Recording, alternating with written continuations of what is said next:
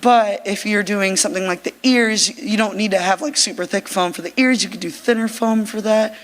Really depends on how you want to use it. A lot of fursuit making, I know Goldie's going to be explaining a lot of it to you today, but a lot of fursuit making is kind of subjective in the sense that we all kind of do our own things. And I think that's what makes fursuit making so special, is that we all have our own methods, we all have our own strategies, and no fursuit maker is the same. And it is so nice because everyone's so creative and everyone has such amazing ideas. So yeah, I hope that answers your question in the long short of it. Sorry, I kind of went on a tangent there. But yeah, any other questions, just basic questions I can answer real quick? All right, I'm coming down. I'm coming after you.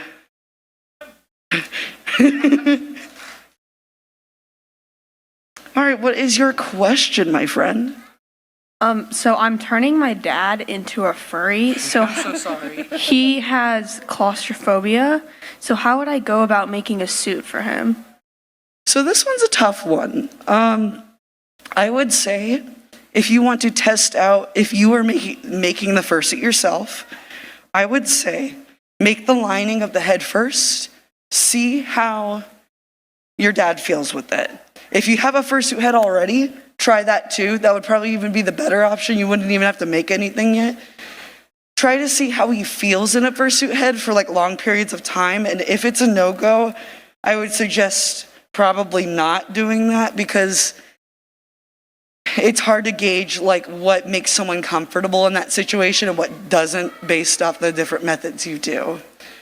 Oh, come in, guys, come in. I am not the panel host. I am just wasting time right now, so you're more than welcome to come hang out. But I would say definitely have them try on the head first, see how they feel. If all is good, try it with like your version of head lining and like your version of the foam head. Like just continue, like slowly progress into making like a full suit head and just see how everything's going there. That would be my recommendation, at least. I hope that helps. I see another question, so I'm coming down. Probably the wrong way. AV's gonna yell at me, probably.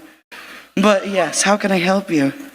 So I wanted to ask, so Goldie actually made my head, and she said, funny enough, it was probably the most challenging head she's made so far. And I wanted to ask you, like, what would you say is the most challenging head you've made so far, and why? Oh, that's actually kind of a tough one, because I'm currently working on one of the most challenging suits for me. I was gonna have it done for AnthroExpo, but con chair duties, so I didn't have it ready.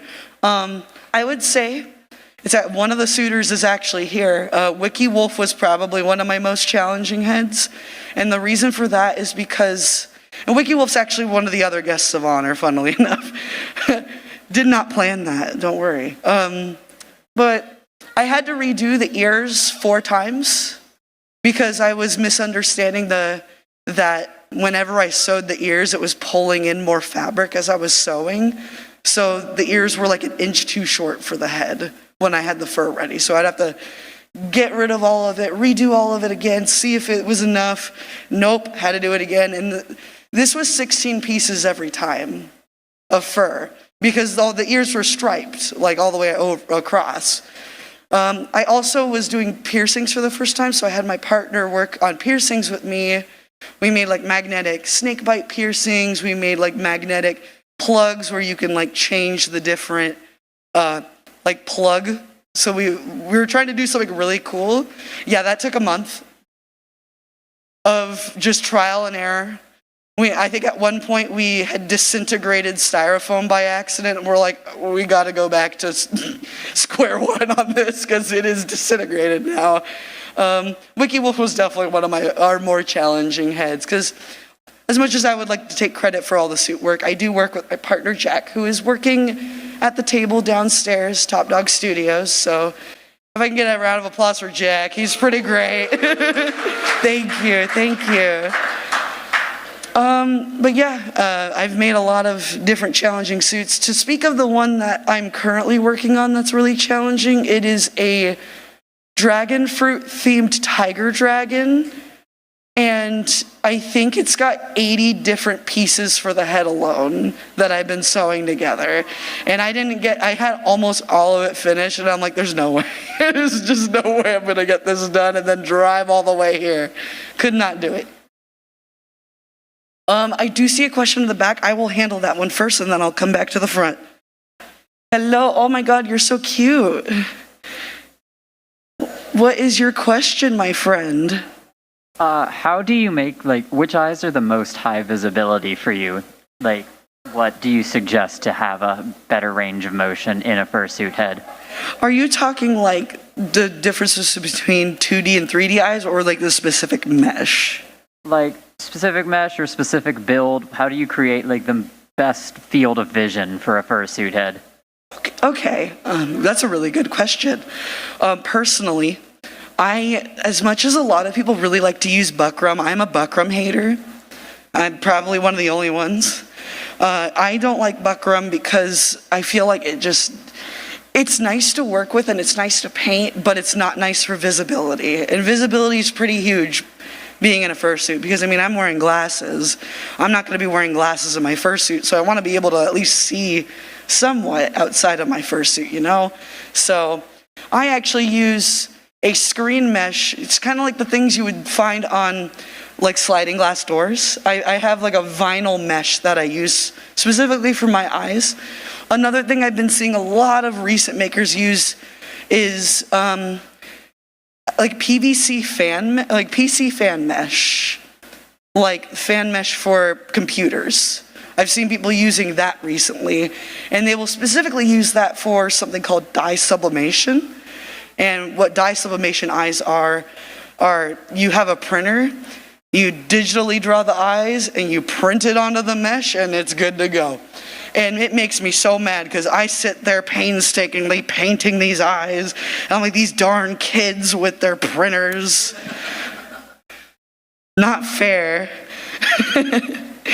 But as for eyes, you definitely want to get, like, if you want vision, you want bigger eye.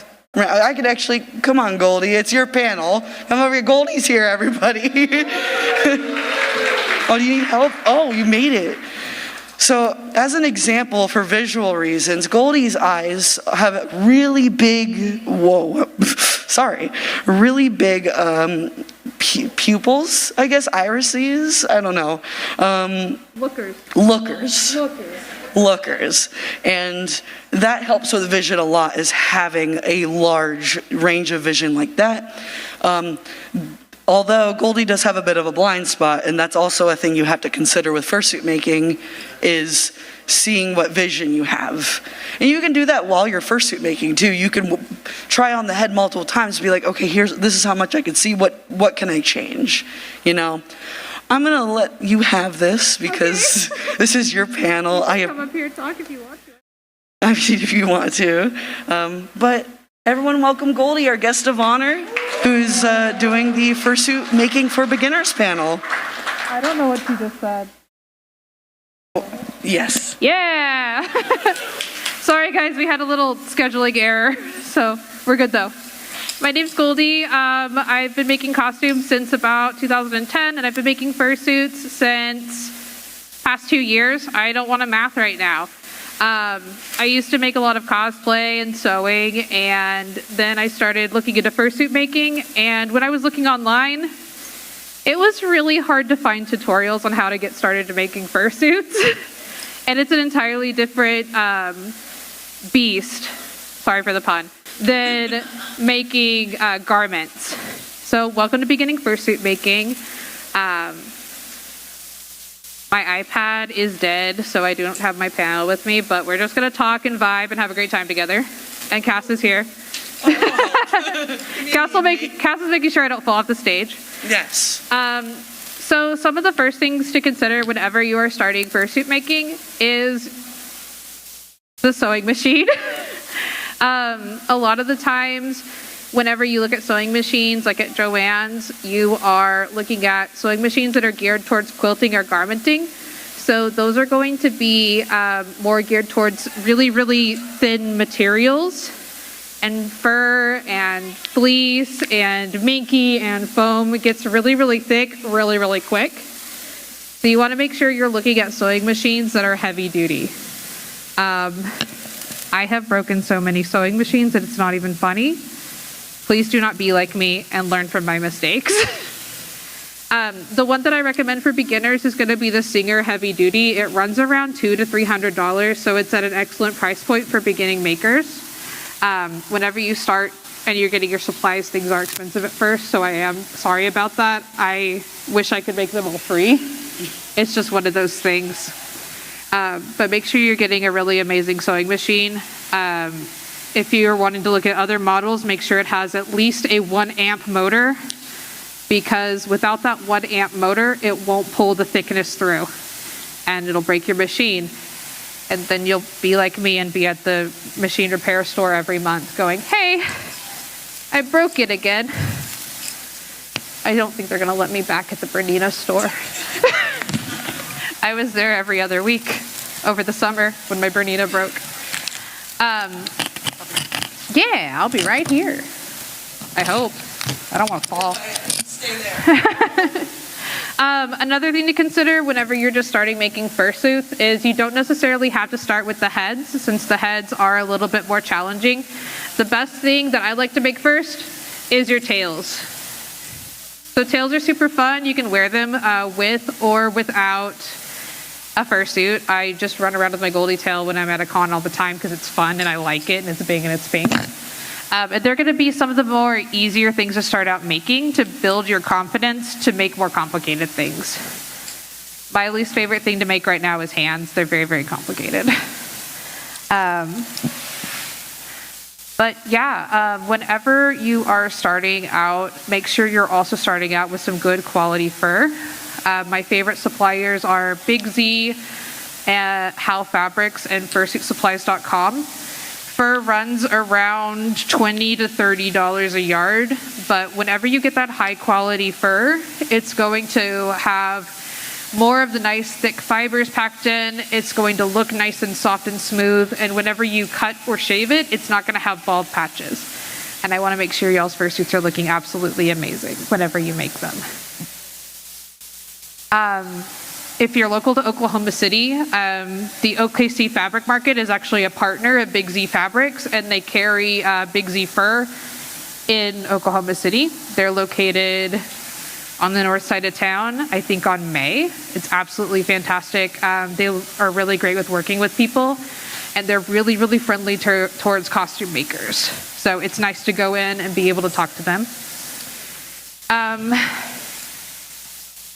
Another thing, whenever you're first starting, is to make sure you have really good base supplies. So you want to make sure you have really great threads that are heavy duty. You want to make sure you're using nice strong threads so you don't pop seams all the time. And you want to make sure you have nice glue, because if you have glue that just flakes off, your fursuit will flake off, and we do not want that. We want you to be absolutely perfect all the time. I'm sorry if I shift my head back and forth. I have a blind spot in the middle of my face, so I do apologize. Another great resource whenever you're starting to make fursuits is utilizing YouTube. I followed Matrice's, Sky High Studios, Freckled Cat Creations, and Art by Nefertiti.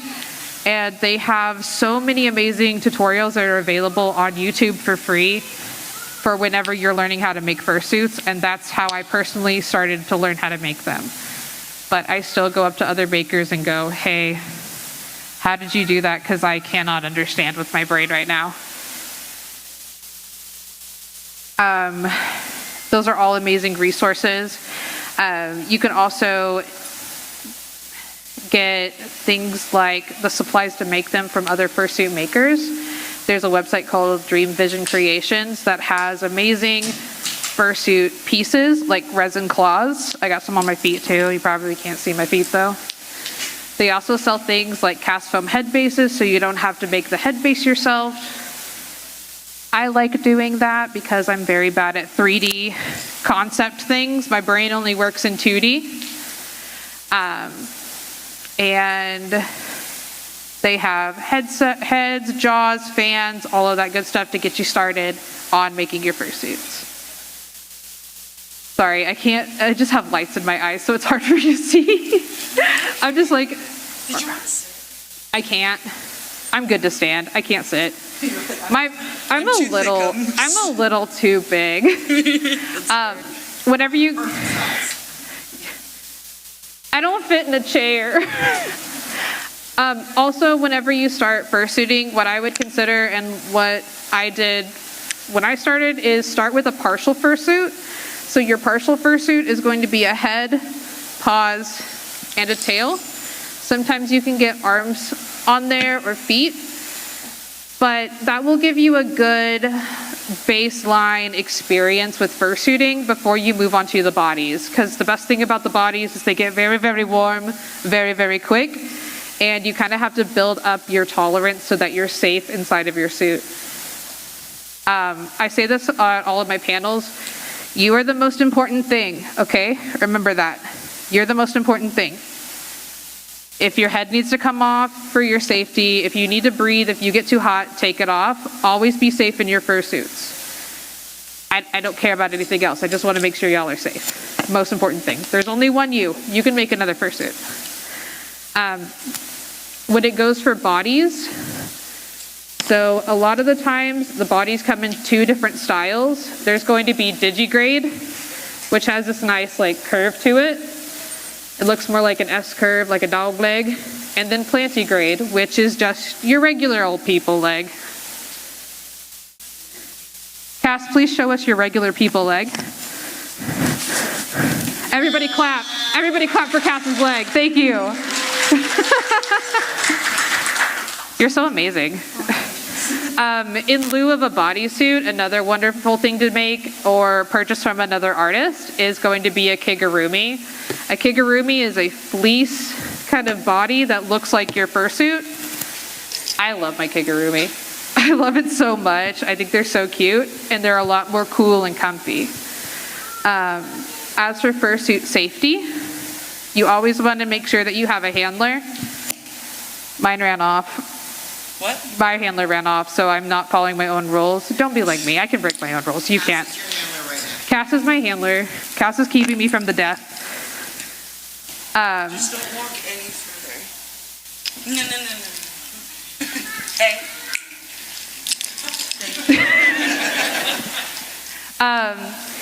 You always want to prioritize safety and the safety of yourself over everything else. Whenever you're making fursuits, you want to use safe items. Don't use anything that's going to hold mold or mildew or harsh chemicals that will hurt you. Because I'm breathing in whatever's in my fursuit mask right now, which is currently disinfectant spray and balaclava. And I don't want you guys breathing in harsh chemicals. It's bad. Things like cardboard, paper, soft things can create mold, and we don't want you breathing in mold. That's bad for your health. It'll cause problems. And there are some things like accidentally leaving in pens, putting metal in your suits. I've seen suits with duct tape under the fur. Just make sure you're prioritizing your safety, and I can't stress that enough. I know I sound like a broken record, but it's important.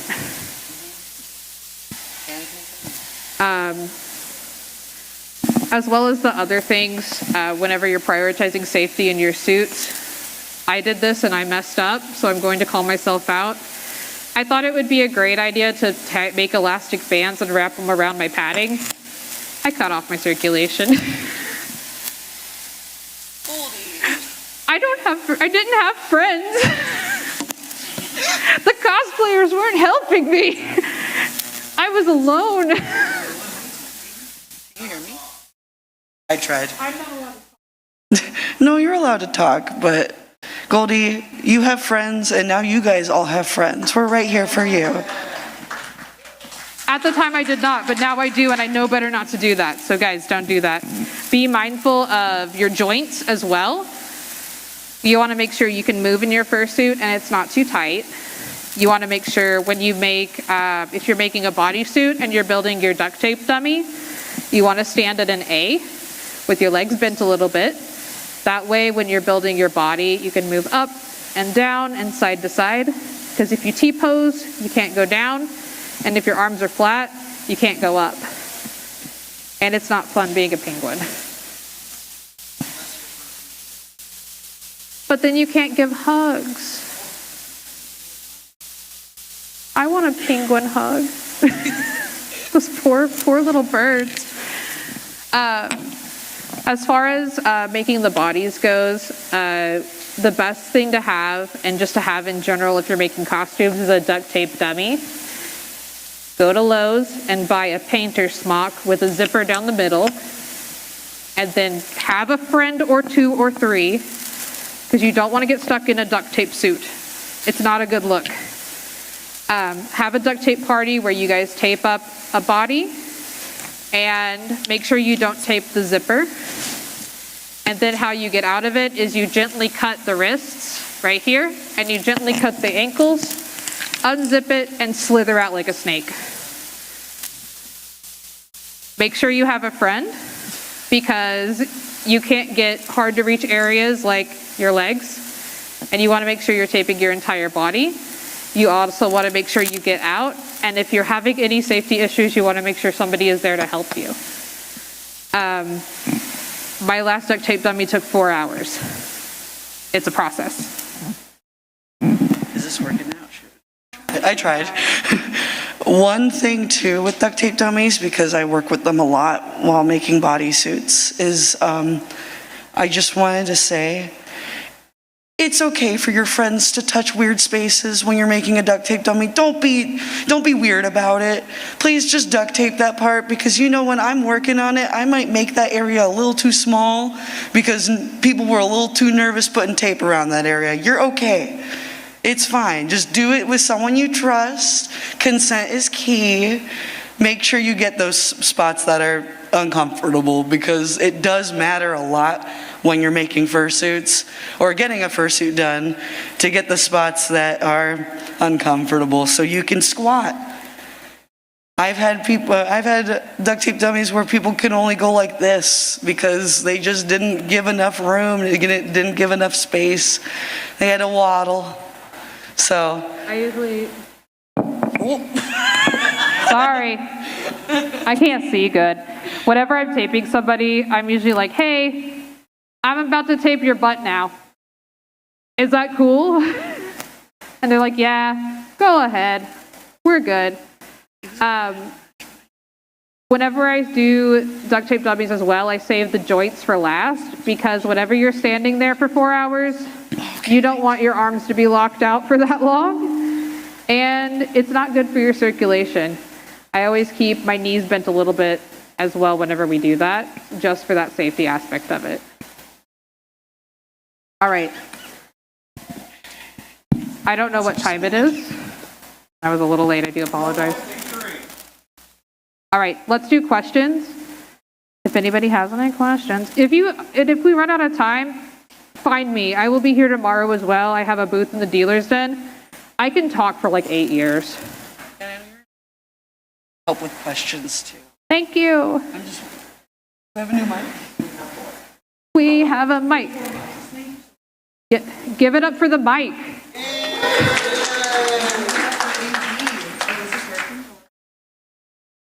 Don't give it up for the mic. Okay, I guess I'm good now. I will go down and get questions from the audience. Thank you. I will start in the front row here. Hello. What is your question? Where is a good place to shop for fur and foam? My favorite place to get foam is going to be Joann's, because they usually have a 75% off coupon on the high density foam. For fur, I use Big Z Fabrics online, Howl Fabrics, or Fursuit Supplies. If you're local to Oklahoma City and just need like very basic like white, black, pink, Oklahoma City Fabric Market is a partner at Big Z, and they source from the LA Fabric District where Big Z is located. But they only have very basic colors. Thanks. Yeah, of course. All right, next question. I don't know if you've ever worked with like Dynamass bases, but how would you go about like making like the head stay on? On the dino mask? Yeah. So inside of the fursuit head, right here, I do elastic and foam, and then I build a little foam hat on top of it before furring it, and that elastic right there keeps it on my head and keeps it from wiggling around. All right, who's next? Oh, hello. Here you are. Yes. How would you do a species that doesn't really have a lot of fur, like maybe a hippo or something? I like fur. I've seen people who do scalies and everything use vinyl or stretchy materials. I've seen minky as well, by the way. Yeah, minky and beaver fur are very, very short. This year, I'm probably going to experiment. So this is prototyping. This is not. This is in the stage. I want to make a Gudra from Pokemon. Nice. And I think I'm going to try to use neoprene. Ooh. So Big Z has a lot of really nice colors of neoprene. And if you follow me on Twitter or Instagram, I will be making it. You can just DM me and be like, did you mess up on this or did it work? And I will tell you if I messed up. I will tell you if it's bad, I promise. But yeah, there's a lot of very nice short pile, minky, and then I'm going to try the neoprene. I've seen people do spandex suits as well that are just like more body suits. But the neoprene is like a thicker spandex with a little bit of foam in between, like a wetsuit. Thank you so much, Goldie. I hope that helps. I'm sorry. What? Did you just apologize? Yeah, no. Okay, good. No, Anyways. if I apologize, Apple will come after me. Maybe. All right, next question. I'm coming over a little slow, sorry. Here you go. What are tips for doing like really complex patterns on like bodies or heads? Label them really, really good and take a picture before you cut everything out. Because I have cut everything out and not labeled it and went back and went, oh, what is this weird piece that's shaped like a zigzag? Also, whenever you sew the patterns or whatever you're doing very complex, jagged patterns, the blanket stitch, hand stitching with a blanket stitch is the best way to sew them in. It's very strong and you're going to get very crisp markings with it where you can go back in and trim around the fur to make sure they're nice and crisp. And the seam lays pretty flat and it's nice and strong. It's what I use for her little spots.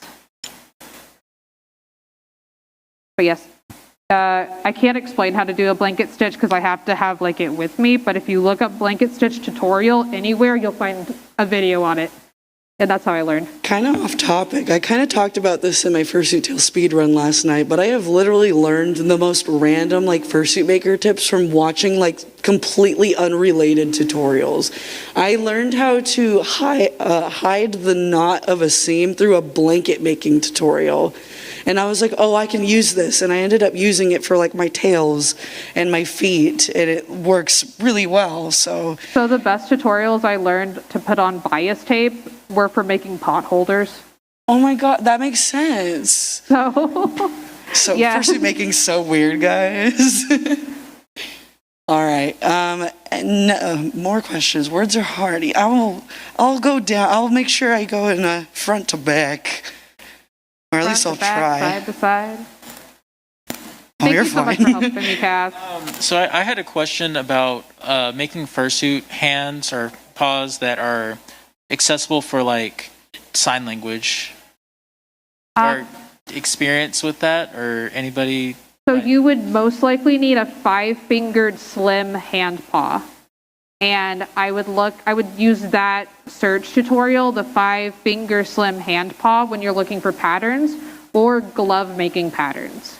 For those, you're not going to want to put any fursuit liner into the fursuits because it'll make them less dexterous, but it'll be nice and close to your fingers. And you're going to want to make sure your fingers are absolutely skin tight with them.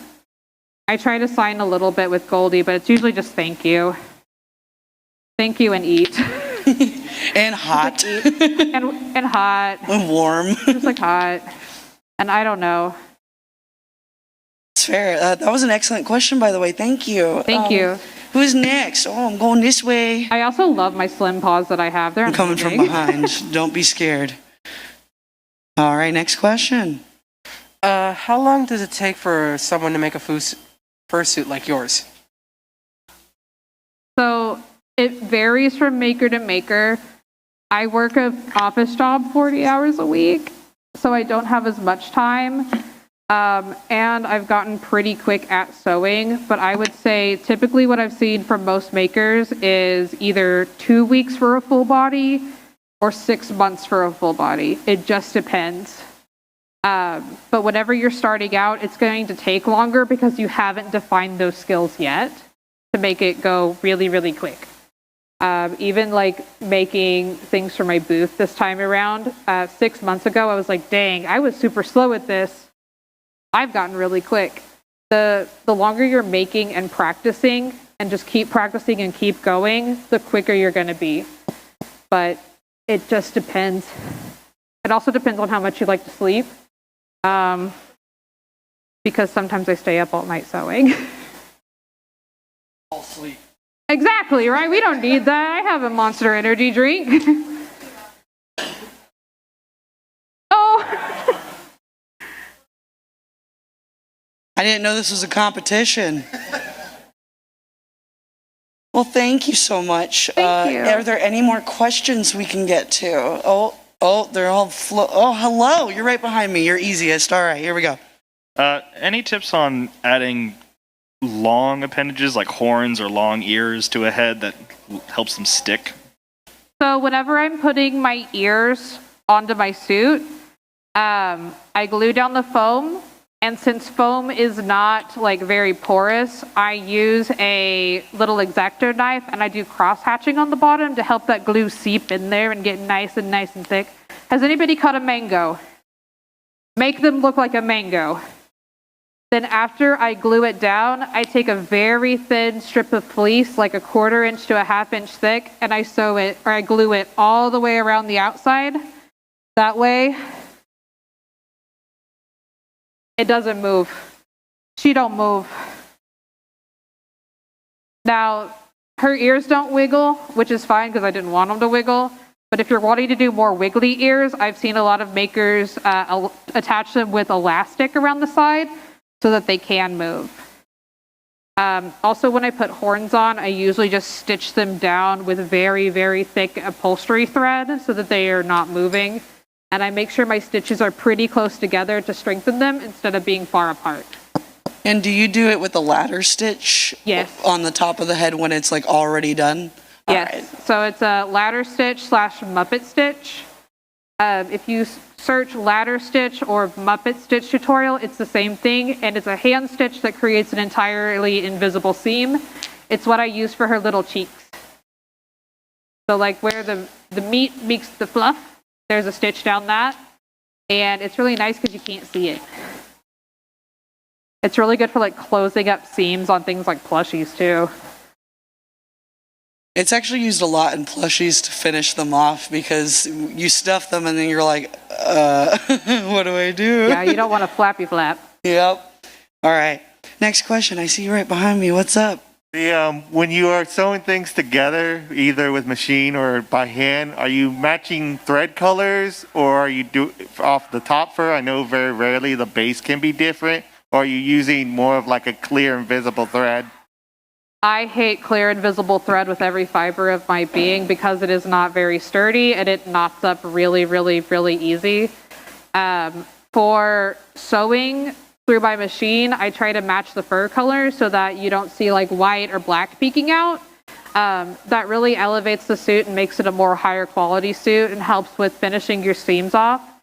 However, whenever I use the heavy duty upholstery thread, it only comes in limited colors. So I just use whatever's closest. So I'm using navy, I get a black thread. If I'm using like this tan color, I have like a beige thread. If I'm using white, I use white. Colors coming together like on your spots. Are you wanting to do match the darker or lighter color generally? I use the beige because I just had more of it. Yeah, that's just personal preference. If they're two on the side, you're gonna see a little bit anyway, and it's okay. The only other way around that is putting a different color in your bobbin, or and that way you have one thread color on top and one thread color on bottom, and it helps get those two different colors, but thankfully the fur hides it, and you can't see it as much. Very much. All right. Okay, so there's no one behind me, so I'm going to go this way. I'm going to make my way back. Hello. I love your look today. What is your question? For making like a mohawk, like for a maned wolf or a hyena, how would you go about doing that? My favorite thing to use for mohawks is 4-inch long fur. You can get it from Big Z and Howl. It's usually called like gorilla shag or monster shag.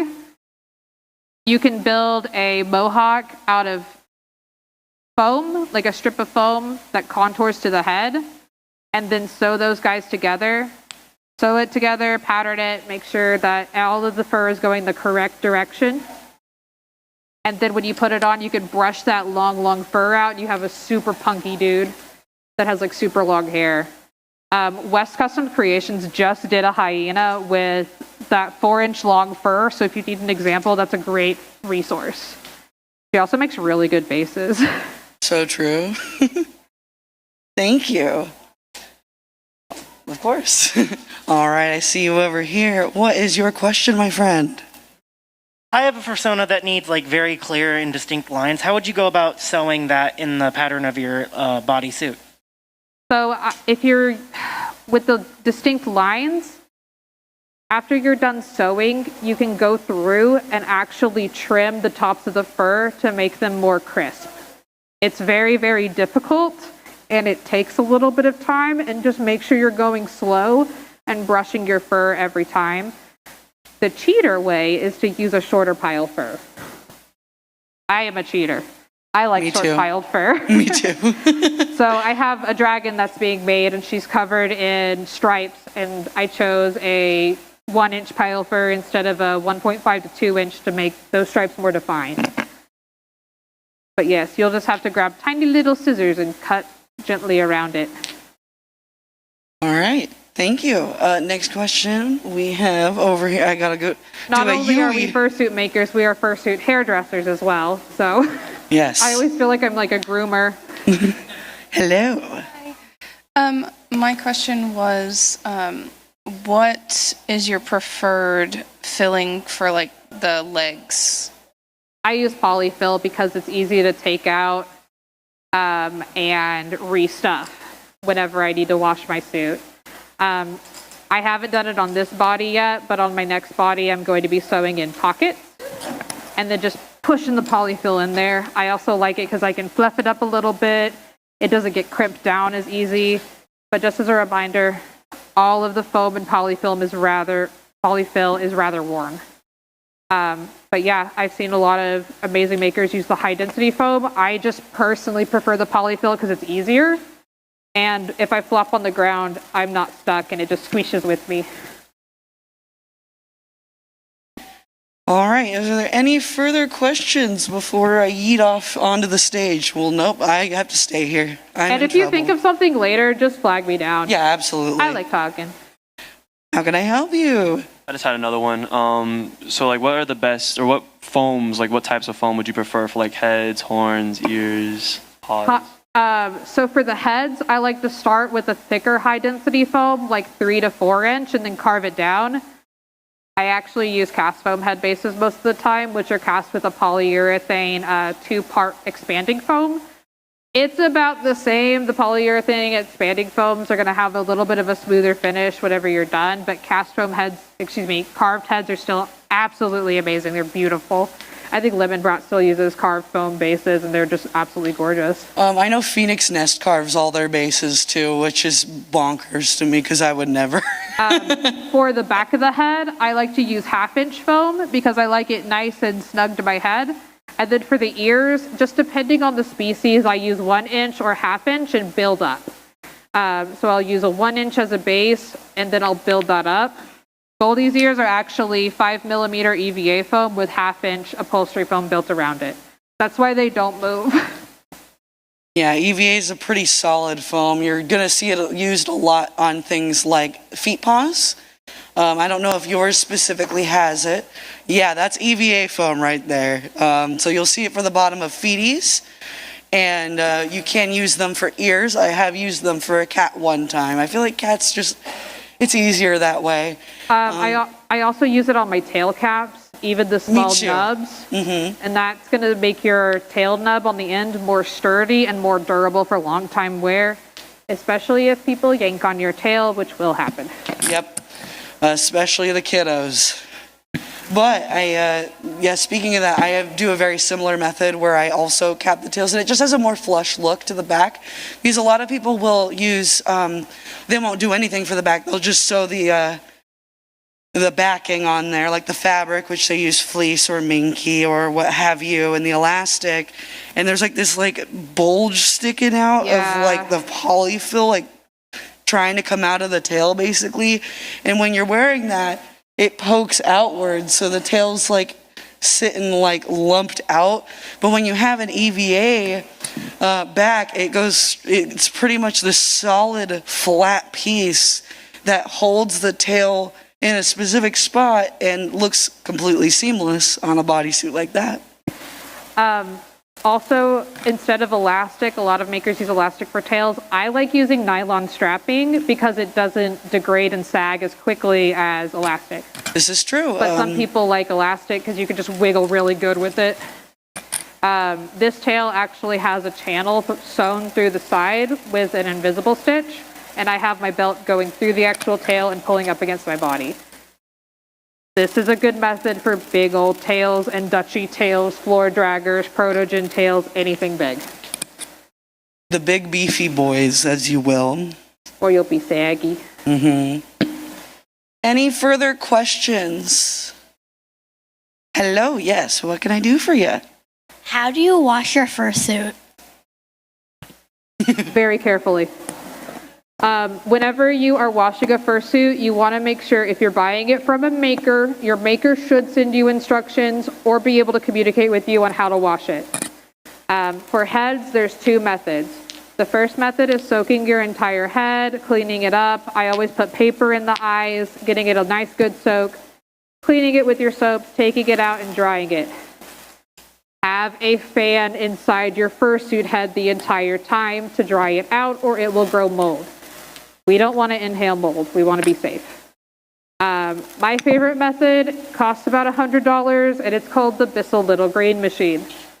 The Bissell Little Green Machine is about 2 feet wide and is a carpet shampooing machine. Only use it for your fursuits. Don't use it for the floor because it could get icky. That's my personal preference.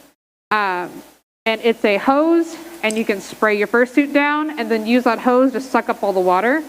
After that, I put my suits in a well-ventilated room with fans on it just to make sure I don't get any mold growing in there. And after a few hours, they're nice and clean.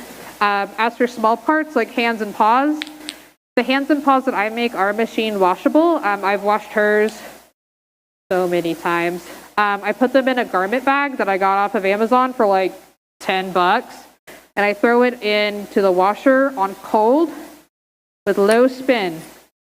Almost everything on my suit is going to be heat reactive, and if I get these fibers too hot, if I put a heat gun on them, put them in the dryer, they're going to crinkle up and it's going to ruin your suit.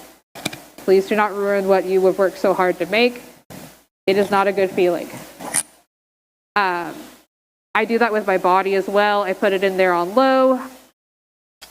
Feet, I use the little green, and then my tail, I use the little green. Whenever you're done washing it, you can go and hang it up in a well-ventilated room with fans. If you have a bodysuit, there is a scuba diving suit, like a neoprene wetsuit drying hanger that has a fan in it. And I need to the get hang one. air. Yeah. The hang air. It's really awesome. I highly recommend it. It's on my Amazon. It's in my cart right now for Amazon. You gotta get it. So I gotta get it. It helps a lot with drying your suit out and keeping it absolutely nice, fresh, and clean. When you're done with putting your suit in the washer, before you hang it up, I do suggest giving it a nice brush to make sure all your fibers are going the correct way, make sure everything looks good. And whenever my suit's a little bit damp, I spray it down with some Fursuit spray, which is distilled water, alcohol, and a scent. To not only make it smell good, but help get that extra layer of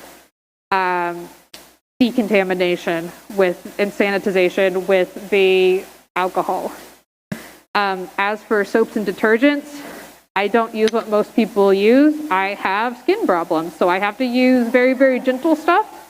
I use Woolite Woolite scent-free, extra gentle baby detergent, and a little bit of Lysol unscented laundry sanitizer. As for stains, a lot of people use Folex to just spot clean the stains, which is in a spray bottle. Cass, what detergent do you like? Because I know I don't use the right one. I don't Honestly, use the popular one. anything that doesn't have bleach in it, you're pretty much good. If you have any bleach product in any of those detergents, it's going to mess up your suit. So I've literally thrown Tide Pods into my laundry and it worked fine with the fursuit. So like, I don't recommend it really. That was just me being lazy, and I can just make a new one, but you know.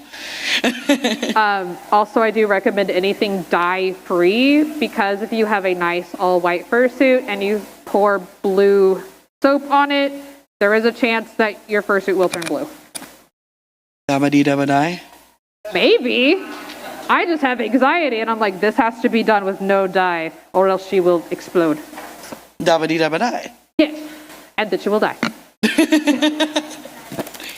All right, I see another few questions here. Since you're closer, I'll do you first, and then the one behind you, I will do last. What's the best tool or method to shape foam? I see that you are small. I use it, and you're going to have your parent. You have your parent or your grown-up or whoever, your big brother, whoever is responsible for you. I use a turkey carver, but it will cut your hand, and you need to be super, super amazingly conscious of what you're doing with it. I've also used scissors. Scissors are a good way of doing it, but all of the tools you're using are going to be very, very sharp. And I cut myself every single time I live stream, so I've stopped live streaming because I don't pay attention to what I'm doing and look at my chat. And I'm like, oh, chat's doing something. Oh, I put my turkey carver through my hand. So yes, turkey carvers are about $12 to $20. I have one just for carving foam. It just zoops through that foam, super, super good. And then I finish up with scissors. Just please have a grown-up with you or somebody to make sure you don't get hurt. Be safe. And if anyone was at my panel last night while making the fursuit tail, I did use a turkey carver in the panel. So if you did see that, that is what I used for the EVA foam. I was really fast with it. I don't recommend being fast with it. I'm just a little more experienced. But that is pretty much what it is. It's a carver for turkey, but you could use it for foam because some foams are just really hard to carve out. Otherwise, like Goldie said, scissors is a really good alternative. Also make sure it's a dedicated foam turkey knife. Please don't use the one from the kitchen drawer. No, don't use it for anything but the foam. And I have another question over here. All right, so for electronics in fursuits, like what would you just purchase off of Amazon to put in your suit? How do you keep it up out of the way of your body parts? Like, how do you stitch it into your suit? And go about washing it. What type of electronics? Fans, LEDs, just basic stuff such as that. So for fans, I would recommend going through either Fuzzbutt Fursuits or Fursuit Supplies or Dream Vision Creations and getting one that the voltage is correct for fursuits. I don't personally like doing a lot of electronics in my suits because I'm afraid I'm going to get the voltage wrong and I'm going to set myself on fire. So please be wary of that. It's not very common, but I have anxiety. You also want to make sure if you're doing a fursuit fan that you either have a long snooted character or a head that is very, very hollowed out on the inside because you're going to need room for all that. As for LEDs, EL wire is my favorite whenever I'm lighting up costumes because you can just have like strips and the LEDs kind of move with you instead of just being little lights. I've used the flat tape, I've used the ropes, and I've used the very, very thin noodle-like ones. Those usually come with a battery pack, and you can rig them inside of your suit with the battery pack, like around your belt or around your back, so that you can control them. You're gonna have to take all of your electronics out before you wash your suit because electronics and water don't like each other. And I wish I had a better solution. There are some that are waterproof, but I just don't trust anything anymore. That's fair. And I mean, you're braver than I am. I do not touch electricity at all. That is a completely other department. So for those of you who have electricity questions for fursuit makers, I'm a seamstress. I'm not an electrician. I can't help you. I don't like using them in fursuits as much for my personal preference, but I like using them with foam and 3D printed bases, like hard cosplay stuff like my Mandalorian, things like that. I used to make custom video game controllers for a living, so I could swap LEDs real good. I just make fursuits, so I'm like, no, fur, foam, minky, that's fine. Electronics, keep that away from me. Life casting, what? Life casting? Let's go. Wait, what? I've done life casting, like making molds of yourself. Okay. Things like that for special effects makeup, hard armor, soft armor, ball gowns, everything costume related. That's We're the fun learning part more about Goldie. I've done a lot of things. That's the fun part of being a costume maker. Just remember at the end of the day, if you like watch a movie or something, those movies that you see, if you watch Star Wars, there's like 50 people making the costumes, and there's a designated person for sewing. There's a designated person for the lighting. There's a designated person for the helmets. There's a designated person for painting. You are doing that all by yourself, and it's going to look amazing. And that's amazing. It's amazing, but also, what are you doing? Why? Why would you do that to yourself? Do you want to talk about my special interest? It's costume making. I like it. It makes me happy. Any other questions that I may have missed? All right. We need it for stream. The stream. The stream's got to hear you. No pressure, guys. No pressure.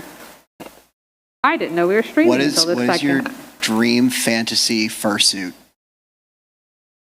You could have make any fursuit be possible.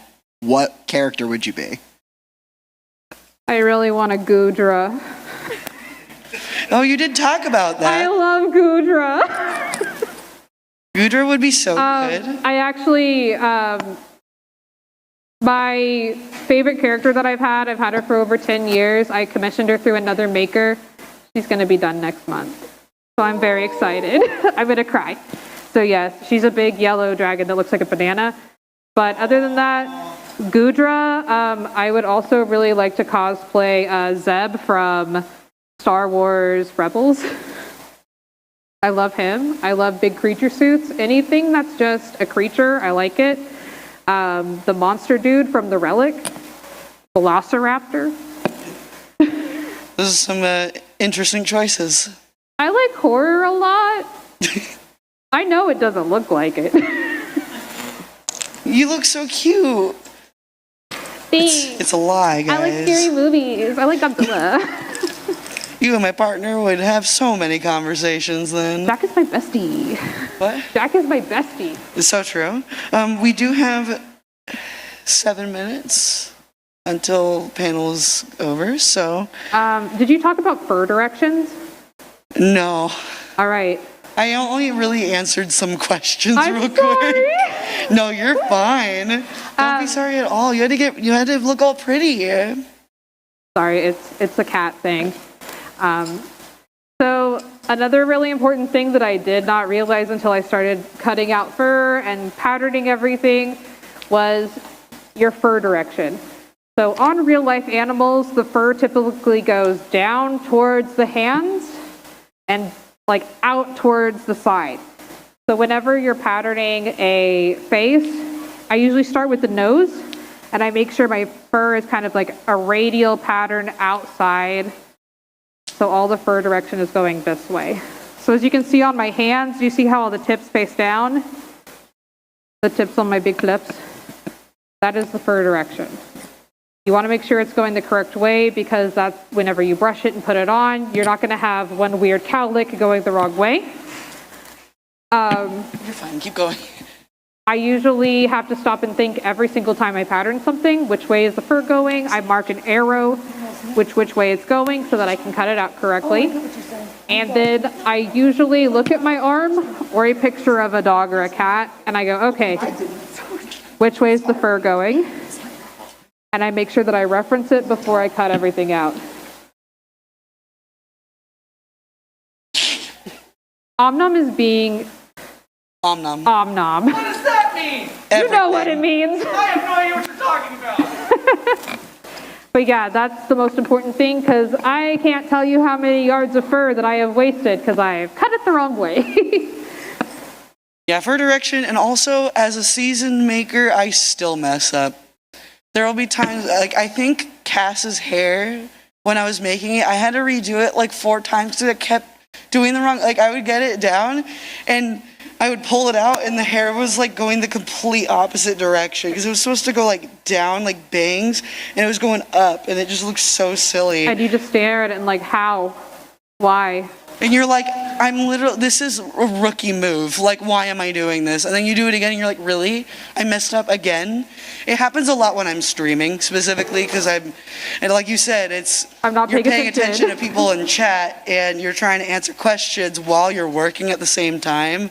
Sometimes you can just make really easy mistakes, like mess up fur direction or burn yourself with the hot glue as an extreme other end of it. Yeah, it hurts. Which has happened multiple times. And it's okay to make mistakes. Please Yes. don't beat yourself up because you're making mistakes. It's okay because if you don't make those mistakes, you're not going to learn, and everybody makes mistakes. I fail every single day, and that's okay. It's okay to be a failure. We all make mistakes. I mean, like I said, like I'm a seasoned maker and I still get fur direction wrong sometimes. Like it happens. You just say, oh well, and then just do it again. Time to recut it. It's fine. We'll repaint it. And if the mistake is like too late into the suit, you're like, well, now the suit's a little quirky. It's got a little something different about it. You can incorporate your mistakes into your perfect products. Like my crooked teeth. Mm-hmm. Don't look too closely. I sewed my teeth in crooked, and then I went, you know what? It's fine. I don't want to do it again. All right. Well, I think we can start wrapping up. All right, sweet. I am so excited that all of you guys are going to go out of the store, run to Big Z Fabrics and buy like $500 worth of fur. Yeah. Big Z Fabric has a neoprene sale right now, so if you need some headlining, they just came out with their new one that doesn't seep. Bleed. Yeah, the new ones that don't bleed. They had a bit of an issue with some of their neoprene bleeding out, so like when it would be washed, it would just kind of bleed on the other products, which is not good. And just remember that whatever you make is absolutely beautiful because you made it. You took the time, the effort, the love, and the energy to make it. And if somebody says something bad about it, they don't know what they're talking about because I'm going to tell you it's beautiful. Cass is going to tell you it's beautiful, and we only speak the truth. From raptor masks to full-on LED suits. What? From raptor masks to full LED suits, like every single fursuit here is gorgeous, and you should feel gorgeous about it. You made it, or your maker made it, and you should be proud of it regardless. Unique artwork that you can wear. Sweet. Awesome. All right. Well, thank you guys again. My name is Goldie. I also go by Cal or Golden Relic with 2 eyes. Please visit me down in the dealer's den, booth number 2. If you miss it, I don't know how. I am right inside the door. You must have jumped off the balcony. Yes, please go visit Golden or Goldie. I say Golden every time. Everybody does it, and I'm just like, it's the adjective. The name is Relic. Oh my God, are you okay? Yeah. So the last from here up, I can't feel it. Yeah, I mean, they're claws, so it's okay. All right, but yes, go visit their booth in the dealer's den. It will be downstairs. First floor at 1 Broadway. Thank you all so much for being here. And please stick around. Up next is Omnom's How to Twitch streamer thing. I don't know. Something like that. Is that what I'm doing? Yes. Hi. But stick around. Thank you guys. Your head is gone. My head is gone. I know. But round of applause one more time for Goldie, please. Thank you.